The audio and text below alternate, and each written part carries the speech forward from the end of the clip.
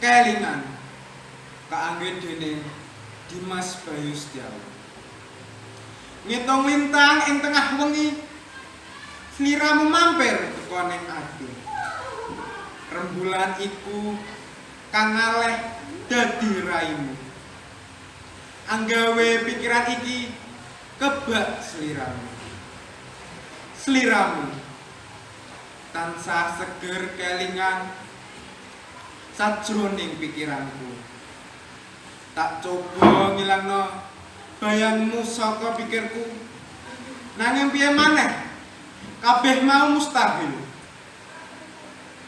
Lintang kang saya suwi saya terang, aku saya eling sliramu kang biyen mampir ing atiku.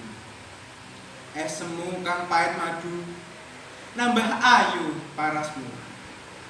Nanging kabeh mau semu, kabeh mau ana ing benakku. Amarga saking tresnaku marang awakmu, kelangan awakmu anggawe aku saya kelingan.